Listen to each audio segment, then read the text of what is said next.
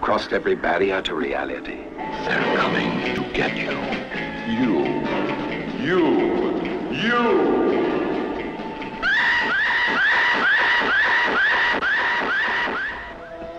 They exist. They bear the mark of the devil inside them. They cannot be exorcised. This is their time. They're coming to get you. From Independent International. Rated R.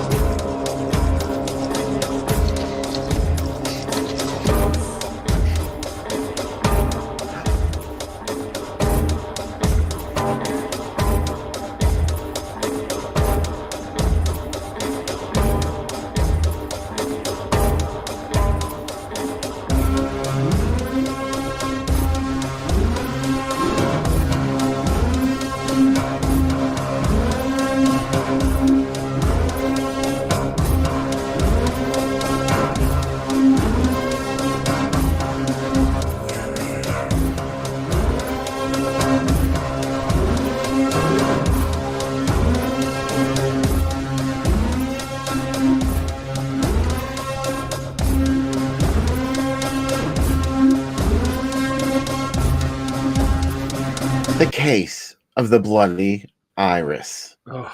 Just one of two fantastic films next week on the Drive-In Asylum double feature. The other one is All the Colors of the Dark, aka They're Coming to Get You. Oh. And our special guest host will be Stephanie Sack. Make sure to tune in next Saturday at 8 p.m. for an Edwidge Fenwick double feature that's going to just make you flip your lid. Your fur-lined hat is going to flip right off. One Sergio Martino movie and one Giuliano Carnimero movie. The director of all the Sartana movies, which are some of my favorite movies. So I'm super excited. I love, obviously, both these movies, but man, we'll have a lot to say about these next week. How could you choose a favorite, and who would ask you to? Who would? Strange Vice and Mrs. Ward's probably my number one Giallo of all time. Number two is Tenebrae, and probably three is I don't even know. Probably another Argento. It's unfair, right? Argento takes up a lot of spots on the list, but yeah. I just meant your favorite of next week's films. Oh, next week's films? I don't know. It's hard to tell. I love. I think not enough people have seen either, but God, I love that trailer of They're Coming to Get You, which doesn't seem like the movie you're going to get. You get a completely different movie than that trailer and the poster promise you. So, yeah, welcome back. Looks like Nora enjoyed the movie. She said it was crazy bad and crazy good, and she'd watch it again. Good. Bill and I were talking about this. There's everybody in this movie. This movie exists maybe in a world where sea serpents are around all the time because no one reacts as if they're seeing anything out of control. Like there's the one shot near the end where a train car filled with gasoline is just falling off a train from a high trestle. It hits the water. It explodes. There's fire everywhere. And a sea snake is erect outside of the water. You're right. And that's a good way to put it. Yeah. And on fire, and they cut to a reaction shot, and everybody's like, what? Well, I guess they didn't have anything else to do. What were they going to do? Jump up and down on the shore, watching this happen? Walk around with a walkie-talkie, screaming Yeah, into it like Shelley Winters? yeah. I do have to say though, Miss Powers' outfit's wonderful. Outfit, one outfit. She did switch hats a couple times, Hmm. which was nice. And I I have a crush on her after this She movie. had to have been a little musty after wearing those Oh clothes for 3 days. yeah, but Ditto for yeah. him. Oh my god, yeah. I like that point where they're like, you know what? I know there's a sea serpent that we're dealing with, and I know it's out there, but what if we just made out on top of this boat in front of everybody? There's always time for romance, Well, when you think about it, though, it really was not their problem. yeah, Well, it kind of was their problem because they were both institutionalized after just saying that they had an experience like that was enough to get them institutionalized, especially Taryn Power. yeah. I mean, what did she do to deserve that? Imagine if here's another way to look at this movie. What if Ray Milland's character doesn't exist and he's a ghost that follows around the seasick? I think that's really interesting and Mhm. something that the script writers of this one, which is Armando Diasorio, Yeah, never thought of. yeah. What if at some point at the end, after the sea serpent swims away, everybody takes a boat out to try to find it, and suddenly they hear the music and the blind dead show up, and it's just like, oh, that's like a post credits Marvel sequence for this movie. Yeah, That it I just, don't know. You just don't know what to expect from Armando uh, Diasorio, and I don't know. I think it was really cool what he was envisioning, like the Lionel train going across the bridge. Like he thought that shit up, you he, know? he called Margetti on the phone. He was like, "What would you do?" And he's like, "I would have a HO train come through and use it as a miniature." And he's like, "You're so right. You're 100% right." And they're like, I know there's these big companies that do all these kind of Star Wars looking stuff, but I think just like a train set is really where what this movie demands. And he was right. Yeah. I have no notes on this movie. I mean, other than the many things I've said, but there are no notes. I mean, we've shown how many of his movies now? Like this is the third one, maybe. We showed Night of the I was Witch, trying to think of that. Yeah, the Night of the Sorcerers. Night of the Sorcerers, which uh, I think his finest work. I do love the Blind Dead movies, but the more I think about it, I love Night of the Sorcerers because it's almost like a Santo movie without Santo. It's like, why are these people camping out after everybody's dying? Why is this stuff happening? It's so good. Why do the witches have these outfits on? Why do they have these fangs? His movies will fill you with questions. Davy Collins wondered if he did anything for TV after this, because this was his last theatrical Yeah, let's take a feature. look. So I didn't see really anything notable in his filmography after that. So Yeah, this may have just been the end. But I also have to mention Fangs of the Living Dead yeah, for one of my favorite. That's one that I often forget about, but that is also him. It's yeah, very Amon Oreo. This is just sort of like, you know how the blind dead never looked real, yeah. but it's kind of, oh, and don't forget the Lorelai's grasp. Oh, how could he also wrote this under the name Gordon Osborne? Osborne. Gordon A. Osborne was his other name that he used for this. Trying to escape his own reputation. Oh, right. This is the last thing he did is Graham Greens. He also did a movie called Passion Prohibita, which is a Teresa, a cabaret stripper, has to leave her work due to the death of her father. Mm.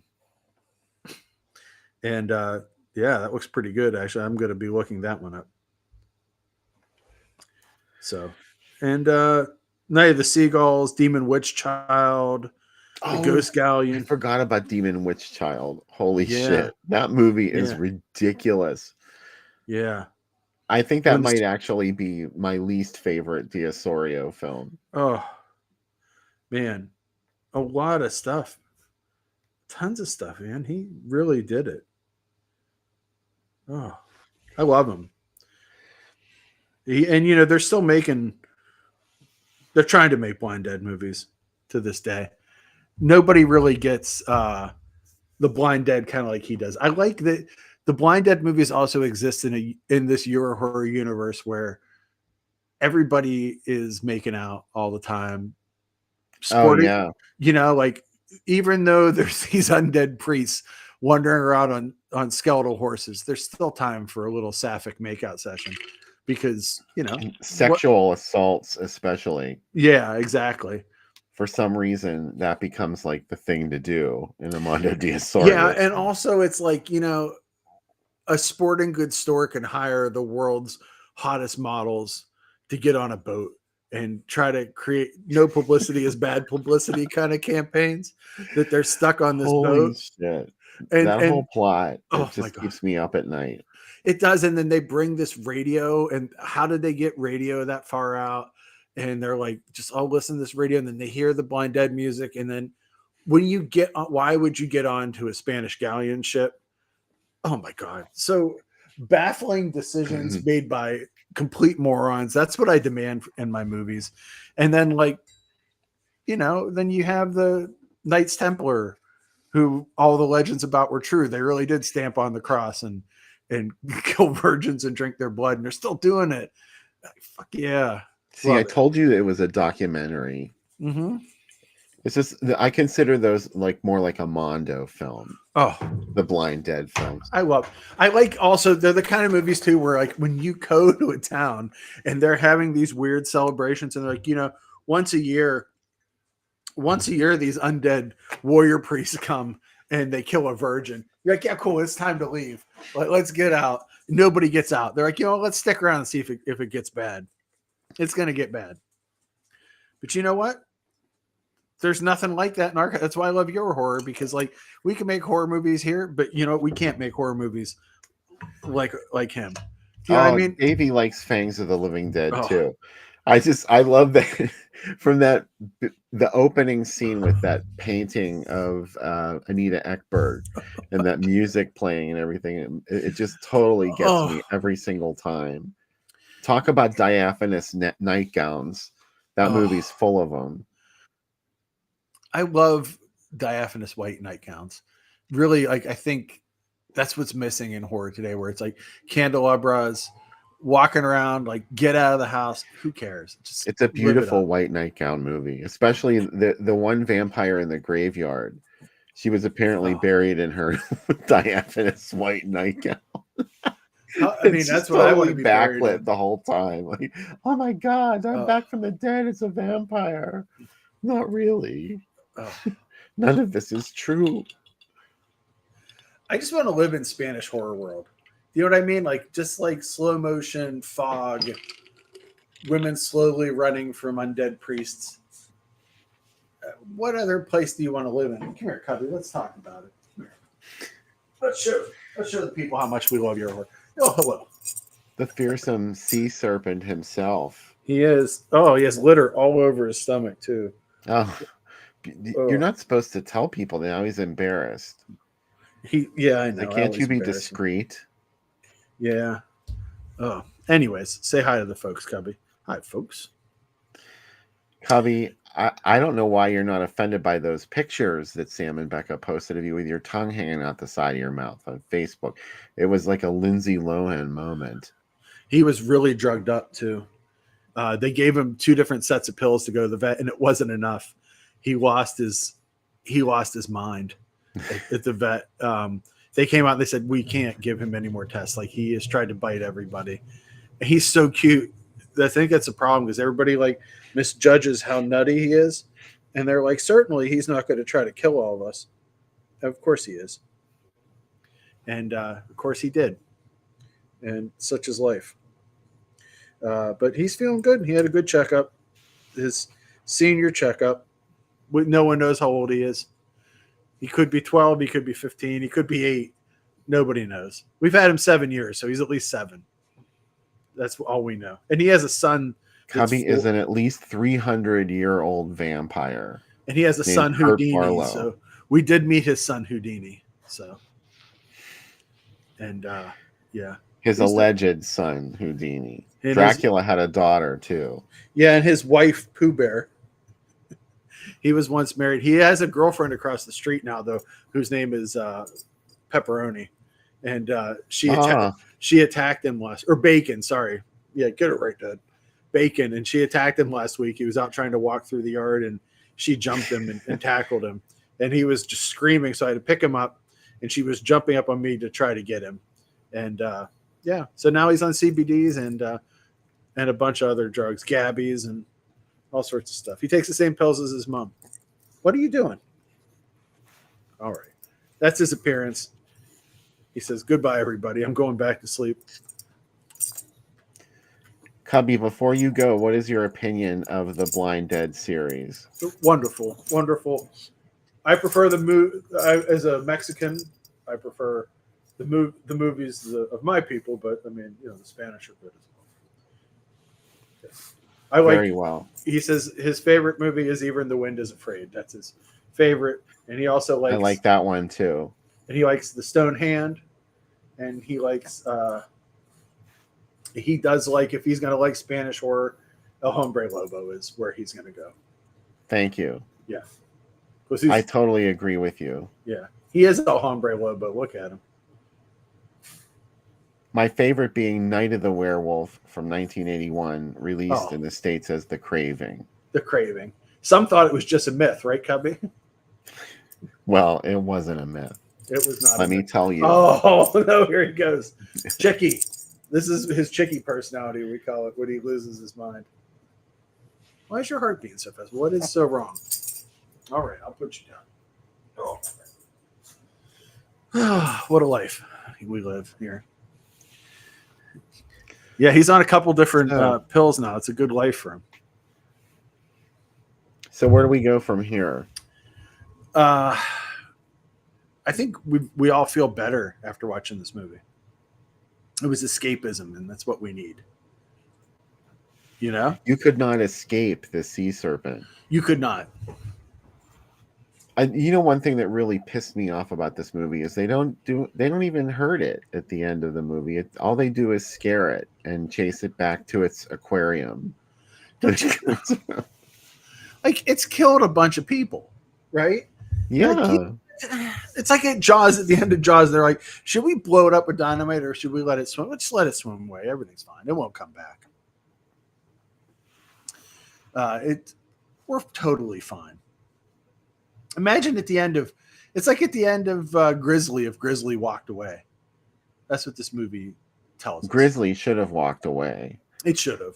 Grizzly was totally in the right throughout that entire film. So was Prophecy Bear. Yeah, I have to say. I like that the video for my podcast has the bird from The Visitor flying at you. That's a really good, like, if you want to know what my podcast is like, that's a good visual version of my audio podcast. I have to revisit The Visitor. Oh, The Visitor's missing me. Oh my God. I think it's a once a year watch. I need to like tie it to a holiday. You know what I mean? Like, how in Australia they watch Can't Stop the Music on New Year's Eve. I need to figure out a movie to watch. Maybe that'll be our New Year's Eve movie because there's a point at New Year's Eve party every year, Bill, where you and I are like, we need to escape. Like, we need to not be around people. Well, not for the last couple of years because you haven't had a basement. No, now I have a basement. So yeah, we'll do that. Good. No, you want to see what came in the mail? I can do that. Oh, sure. Weird stuff this week, Bill.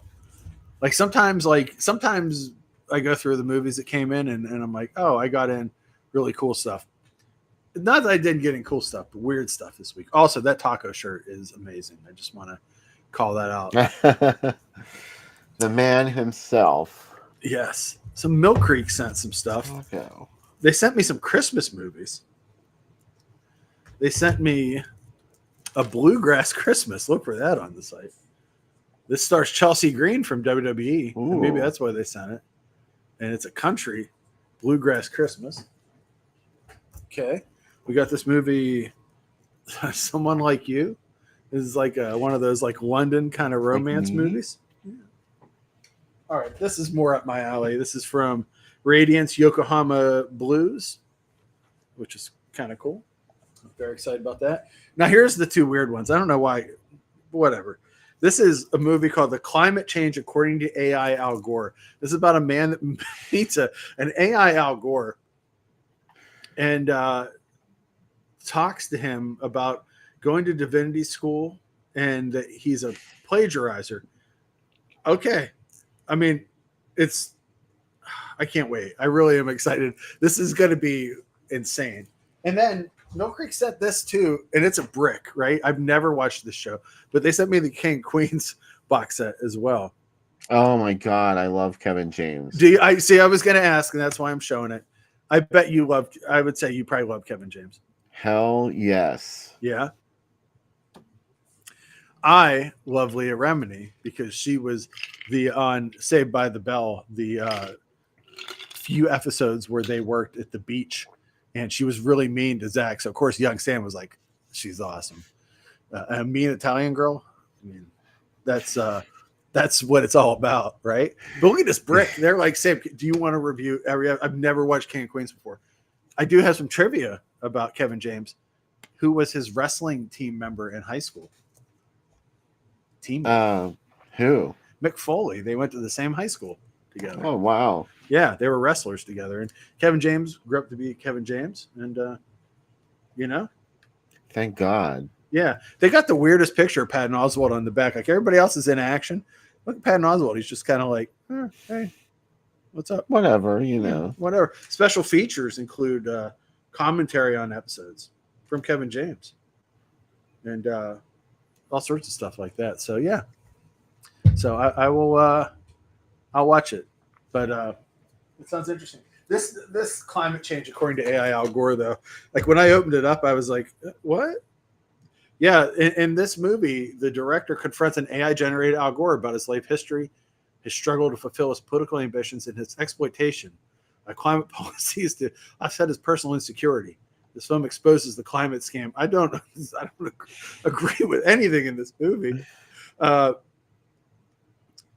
I'm going to probably kill myself during this movie. This is the exact opposite of the escapist cinema that I talk about so often. But look at this. Like, this is going to go on my shelf. If you come to the drive-in, and I always give away movies at the drive-in, this is probably going to be in the drive-in giveaway pile. So you can get this. And you're like, wow, I can't believe Sam touches this. Is pretty good. Hey, speaking of labels coming back, I found out this week that Anchor Bay is coming back in December, and they have 3 releases in December. They're owned by Umbrella now from Australia, but super cool. I'm all for that. And hopefully they bring back the old Anchor Bay DVD cases, because those things could stop a bullet. Like DVD cases today are really thin, not them Anchor Bays. Those things were tough. Oh yeah, they would survive an atomic bomb. Yeah. I didn't recognize any of the movies that they're putting out. They're putting out like all new stuff. I think it's kind of like, when they brought back that Hammer to bring out like new stuff, or like Orion, they did that too. Okay. So, but you know what? I mean, I'll check it out. Oh, did you have more moonshine? Yeah, I just had a little more moonshine. I have more in the fridge, like right in there. I'm gonna do another shot. All right, I should just let me go get a shot of moonshine. I'll show you some of the different moonshines that I'm rocking out. Hold on one second. See, I'm actually assembling the alien brain hemorrhage right before your eyes. The peach schnapps. And this is not a bar rescue moment. And then you need Midori. I was really lucky. I actually found a liquor store that had Midori today. I've been out of it for like 2 months. So I was finally able to restock. You pour some Midori in there. There you go. Trust me on this. It was off camera. And then the coup de grace. Right. The Gru de Gras, the really gross part of it. You pour in the Baileys and it curdles. Ooh, that was cool. It was like smoke. Sorry, I had my hand over it. I got creamy cinnamon toast moonshine. Creamy salted caramel moonshine. That sounds pretty good, huh? But look at this. This was $1. They were trying to get rid of them. Who wants to get rid of this? This is pickle moonshine. Look at that chili dilly floating in the moonshine. Ooh, baby. Ooh, baby. I like the sticker too. He's like, "Hey, I'm gonna fuck your life up." Look at that pickle. So yeah. All right, so cheers. Cheers. Let me do a shot. I think I'll do a shot of let's do a shot of salted caramel. That feels like it goes with iced tea. Right? Ooh. A bunch of strange ingredients, but they go good together. They do. All right, here we go.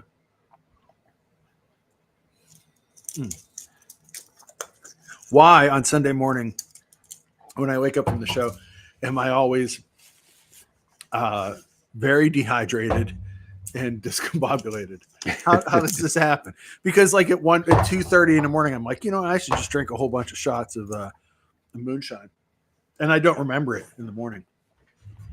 Of course, Jenny, the guy that made the AI Al Gore thing, made a Paul is Dead documentary. Of course. This is so weird. I went through and I pulled out a bunch of ads, and they're just refusing to render down there in the bottom bar. This is what happens when you run the show and you're on the show too. Well, I think it's the interns' problem. We got to get that intern. The interns have all left. For the summer. Or the winter. Forever. Forever. They're not coming back to this rinky-dink program. Oh, we tried. We keep them on. I'm so glad the basement's done. I'm so glad to do the show from the basement now instead of upstairs. This feels like more natural, doesn't it? Don't look in the basement. Yeah. There's some more photos going up. We got to get some more. There's a hole here right there where some posters are going to go. So we need to put some up there. Yeah. AI Al Gore is keeping your photos for the ads from running, Bill. That's the problem. You can't really do a good impression of Al Gore. He's not like an impressionable president, I met him once whenever they were doing in Newcastle. And he was did? Yeah, I met him and the Clintons. And Bill Clinton said to me, he said, "I bet you think this is all bullshit, huh?" And I said, "Yeah, it totally did." And he was like, "Me too." And I was like, "Wow, that's pretty cool." And then and then Al Gore, I didn't really want to meet because I was, one, he invented Man Bear Pig, and two, his wife was in the PMRC, so I'm not going to forgive her. Who should? Now Bill is leaving, coming back. I look to the site for the reviews of these movies. You're like, I can't wait. I have a box here, Bill, of movies to get through this week. I'll be getting to the Shawscope Volume 3 set. That's what I'm really looking forward to. And also, sorry, I just refreshed Tubi, to try and get those ad galleries to come up, and it's just I don't know why it's not working. Man, Alden said that movie was like Orca meets the Cassandra Crossing and Godzilla. That's a great way to describe that. Love the Cassandra Crossing call out. Yeah. That's a movie more people should be talking about. It had a magnificent bridge sequence, the Sea Serpent, and Ray Milland was very proud that this was his last theatrical film that he ever appeared in.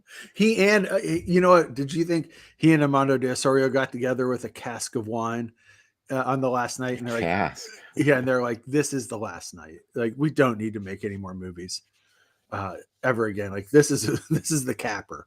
We've done it." And he was like, "You're right." He's like, "If you don't make another movie, I won't make another movie." And they stuck to their words. They did it over a cask of Amontillado. They did, and they was never seen again. Ray Milland walled his collection of hats that he brought with him to Spain into the wall.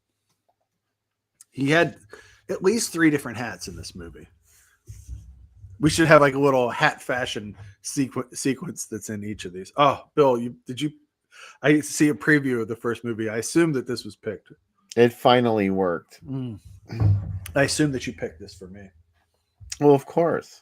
Oh, God. What a magical movie. So, tell us about this movie.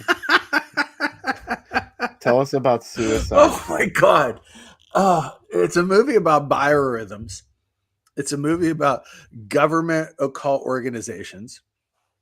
It's a movie about a new virgin birth of either the Savior or the Antichrist. No one's quite sure. It's got some cuckoldry in it, which every movie should. It's got weird terrorists that might be the Antichrist as well. It has a Playboy playmate playing a virgin. None of it makes any sense. Severn put it out, and it's the first movie Severn put out that I have a review on the back of. And I said, what people always ask me, what's the craziest movie I've ever seen? Suicide Cult might just be it. Also called The Astrologer, which I found this movie in the hopes of finding the other astrologer. And then I found this one. James Glickenhaus did this, the same guy that did The Executioner Part 2. It's really weird. It's on Tubi. Why haven't we done this on the show? I don't know. It is one of the first episodes of the podcast because I was like, this is like a Night Killer level movie for me where I talk about Suicide Cult a lot, but it's something else. It's not for everybody, but for the people that it's for. And also 21st Century put it out. Look at that 21st Century logo. It's a beautiful thing. When I see that logo, it is super heroic for all the right reasons, right?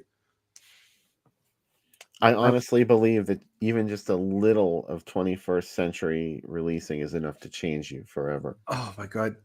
I love that they bought all the junk that nobody else wanted. They're just like, yeah, that's cool. All that shit's just sitting out there. Yeah, we'll take it. And I love them. I love the logo for Suicide Cult. This poster, Bill, look at this. Yeah.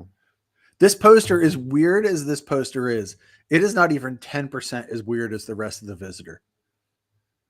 This is another in the long line of movies. Why is Shelley Winters in this movie? I'm still not sure what the hell that movie's about. Oh my God.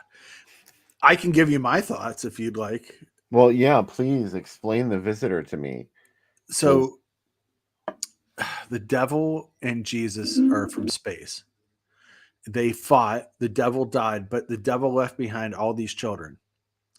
And in order to have one of his children grow into the Antichrist, whatever is left, the ghost of Satan, it has all these children. He's trying to turn the children evil, right? But Space Jesus, played by Franco Nero, lives on the moon with a bunch of bald children.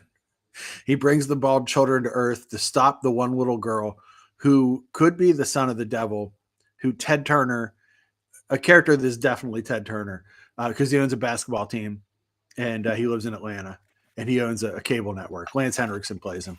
He's trying to marry this girl's mom and turn her to the dark side. Also, for some reason, Shelley Winters used to have an alien baby that was a devil baby. And she also used to be married to Sam Peckinpah, who did not direct this, but shows up as an actor. That is about the best I can think of it. It's none of it made this. I think that they just gave people a bunch of peyote and just said, let's just freeform some scenes. And that's about the best way you can describe it. I love The Visitor. I knew I would love it in the first couple of seconds when those space children show up and do interpretive dance on top of a rooftop. And Franco Nero comes walking out with those beautiful blue eyes. And he's just like, hello, I'm alive. Oh, so good. I wish it was a musical. That's the only thing that would make it better for me. If it had I wish somebody would do like a Broadway play of The Visitor. And I don't have enough money to lose on it. It would be like a Spider-Man. What's that one? Call Out the Dark, or the U2 Spider-Man musical. Remember that thing that happened? Oh yeah. Yeah. God. Yeah. Man, there's an aquarium that gets destroyed in it, and there's a woman being shot in the spine and being in a wheelchair for a while. Well, you know how much I love to see aquariums destroyed in movies. God. And to think of Beyond the Door. Oh, It wasn't an accident. I wanted to break it. It wasn't an accident. I wanted to break it. It should happen more in movies. I really like a good aquarium break-in. She's like, no, I'm all right. That's what I'm trying to tell you. I agree with Mike. Like, you know how they say little kids can see ghosts that we can't see and like believe it, and it isn't fantasy to them. Like, they can see things we can't. The Visitor is made for them. Like, in a perfect world, The Visitor would have been something that kids had to watch in school, and it just scarred them. And they were like, I'd like to, if you made 50 people watch The Visitor and then asked them to write down what it was about, none of those 50 things would say the same words. That's absolutely accurate. Yeah. I don't know. Like, I've seen it twice, I think. And Yeah. I don't understand it a lot better than I did the first time I saw it. I think after you explained it to me, though, that makes a little more sense. This is my thoughts on it. I've had a lot of concussions, so I feel as if I can speak on The Visitor. You're doing good so far. Yeah, it's just, but also, like, if you look at this ad feels like, they know we're here, they're a billion years older than we are. And this suggests like a Close Encounters kind of thing, but it's not. Like, I know there's space elements to it, but it feels more like a biblical thing. It feels very, if you told me this was a religious movie, I would probably believe you. Do you know what I mean? Yeah, it does sort of have that Thief in the Night vibe. Exactly. Yeah. It's like a thief in the night, but nobody's preaching to you. It's like a secular thief in the night. Yeah. Yeah. This movie would go really well with like reading a bunch of Weekly World News. Like that's how this movie should start. You should get dosed, and then they have you read like 10 old Weekly World News about Batboy. And then, like, when you're not paying attention, start The Visitor. So that's how I think it should work. Yeah, and Shelley Winters, I guess, understands that. But like, if you, again, it's another role for Shelley Winters. If you took her out, it wouldn't matter. But I'm glad she's in it. We're looking at you. Yeah, I'm glad she's in it. I'm glad she's in Tentacles too, because I think about her outfits in that movie all the time. Well, Tentacles would be even more boring without Shelley Winters. So yeah. This is very much. I think more religions. I don't like Scientology. I just want that to be a disclaimer. But like Unitarian, like the Unarius cult, and people that believe in like shaver mysteries and aliens under the earth, and like a little more of that in religion, like I'm really cool with. Like, I like that. So yeah, I would like to see in a future issue of Driving Asylum Bill of The Visitor astrology, like what character are you from The Visitor, and how does it impact your life? That's a big idea to get used to. Which character are you in The Visitor? It should be a quiz. Like, we could do like one of those Cosmo quizzes that you find out at the end. You mean those were characters in The Visitor? Yeah. I just saw a bunch of shit. It was like people, and then these things, and then these people, and a bird, dude, and a fish tank. There's so many birds in it. And like, do you think anybody in the movie knew, like, do you think Franco Nero inherently knew what he was in that movie? No. It's like, yeah, okay. You don't think he knew he was playing Jesus? I think he knew he was supposed to be somebody, but like, I think everybody had their own trip in it, and they were just doing it. Sam Peckinpah had no idea where he was. Like, he was coked out of his mind and drunk. Right? I don't know. Yeah, I mean, it seemed a lot like Jesus Christ Superstar. Are you the one they say you are? But anyway, yeah, The Visitor's good. In a very Driving Asylum way. The rest of the world may not. If you showed like your parents The Visitor, they'd be like, no, I don't like it. But you're here staying up late. You're here at 2:45 in the morning watching The Visitor with friends. Like, yeah, it's awesome. Since we were talking about Bobby earlier, I found this ad. I pulled this one. Bobby and Angie in the elevator. Oh my God. Right? Some blonde bitch saw me, but I'll get her. That's what I love about this. Bobby is so confident that she's going to find Nancy Allen and kill her. And she says this. I've talked about it before, right? That Argento and Brian De Palma are very much two sides of the same coin. They're very similar. In the same way that, like, whenever people said to Argento, like, your movie's really anti-women, he goes, oh, my next movie, Tenebrae, won't be anti-woman. And like 8 women get killed in it in horrible ways. In the same way in this, people said to De Palma, you're anti-woman. He goes, well, my next one won't. And he made Dress to Kill. Lunatics, both made all their best stuff early. They're still around though. And I love Dress to Kill. Again, I probably shouldn't have saw it when I was 10 or 11, but I did. And also, like, it's another movie that I saw in Mad Magazine first. Like, I read the Mad Magazine thing because, like, you know, when I was a kid at 11, I couldn't say, Dad, take me to see Dress to Kill. Oh, why do you want to see it? I don't know. I heard it's really cool, and I heard there's like murders in it and a lot of sex. I probably didn't think that when I was 11, but who knows, right? But I read it in Mad Magazine, and I was like, this seems really cool. I saw it on HBO the year Yeah. after it was theatrical, so that would have been like 81, I guess.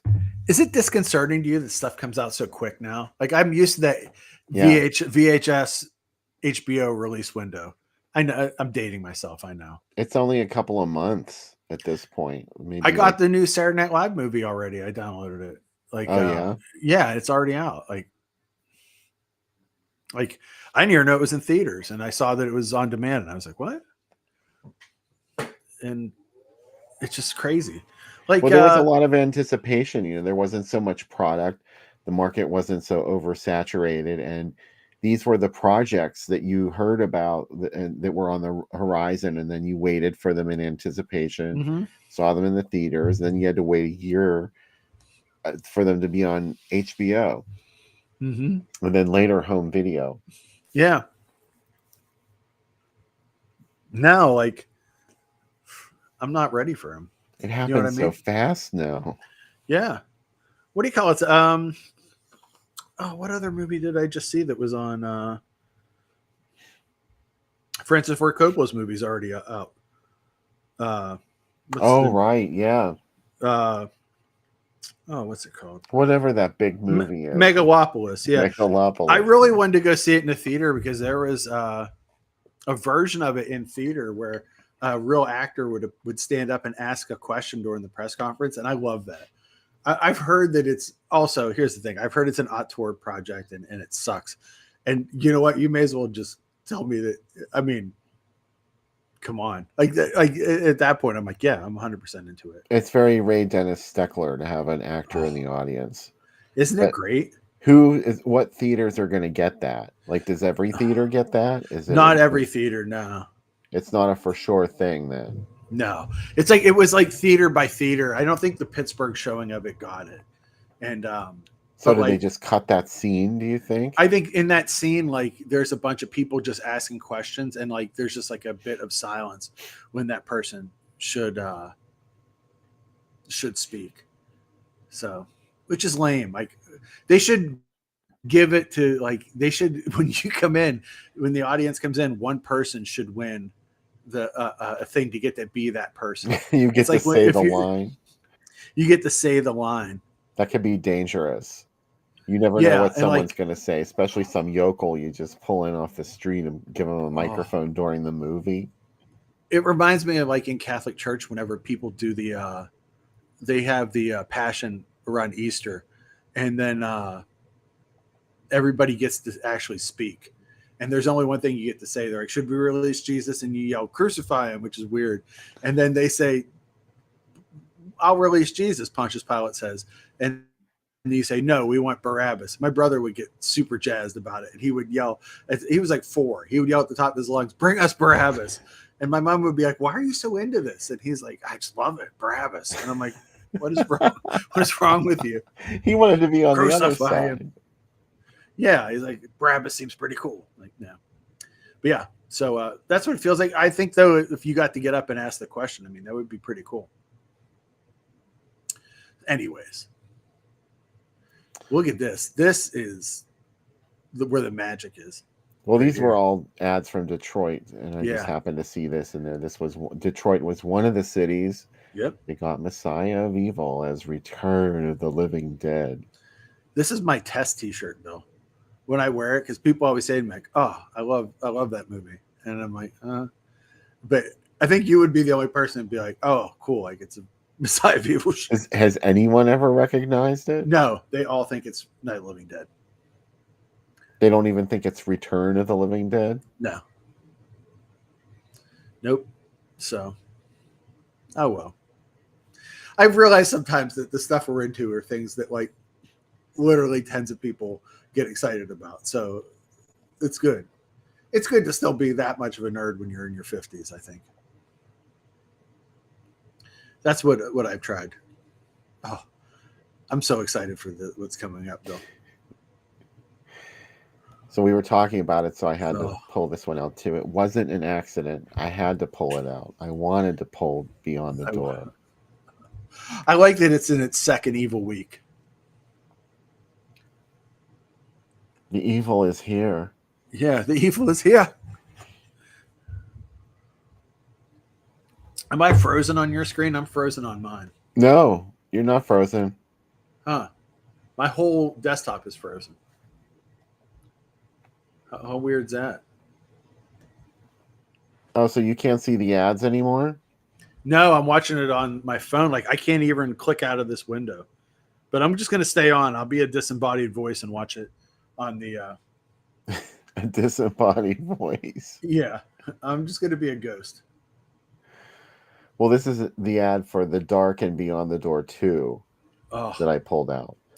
I can see it on my phone. It's okay. I can see that ad now, so that's good. Also, for some, I don't know how this happened, but on my desktop, the arrow is like 3 inches big. It's like a giant arrow.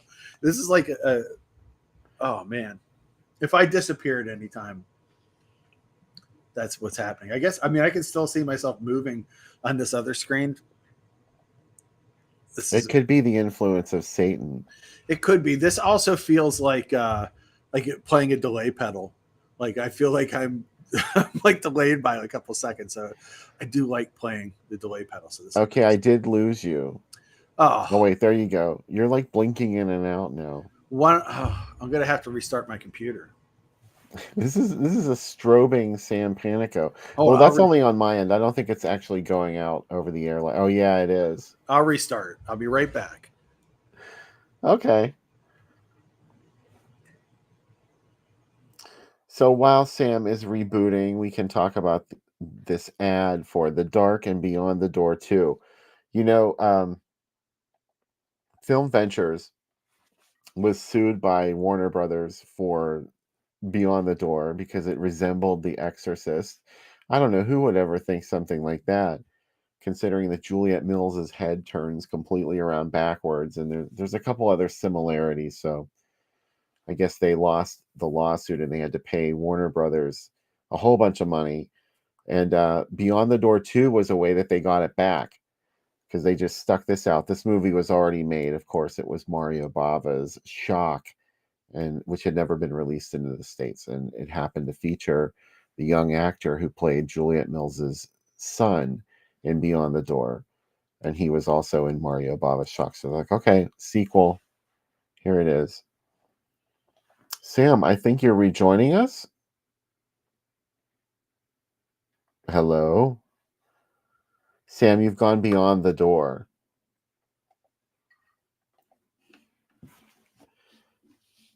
I don't think I can hear him.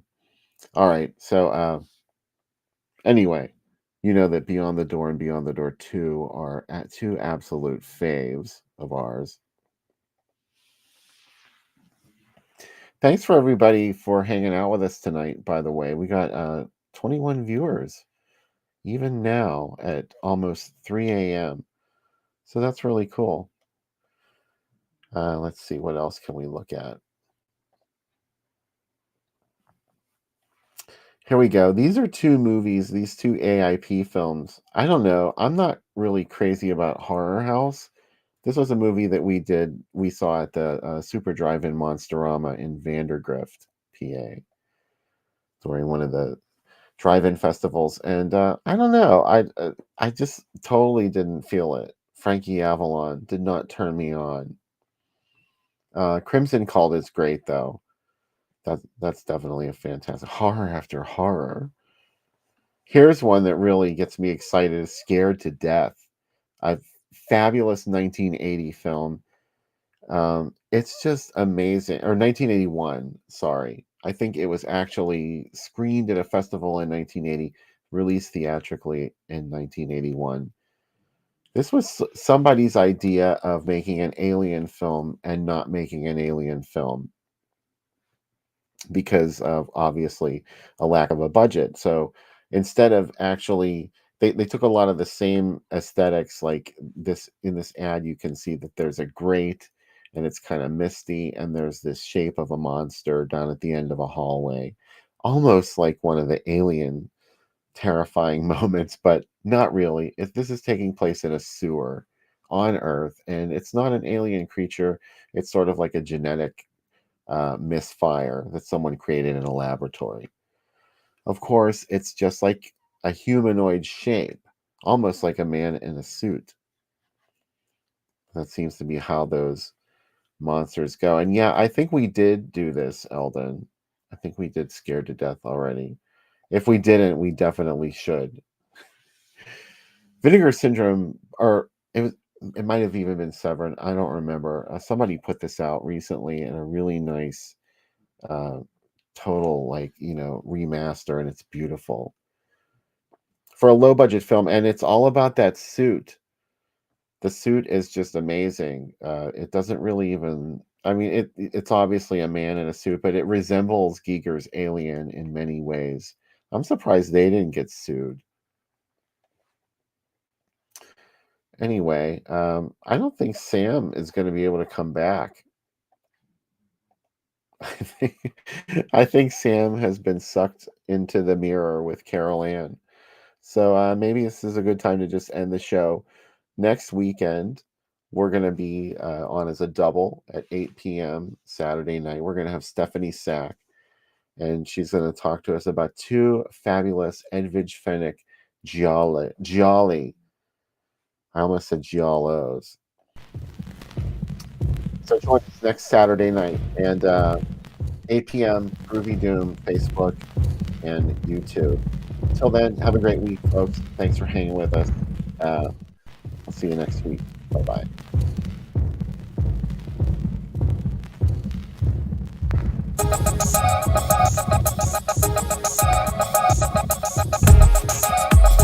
Under 17 not admitted without parents or guardian.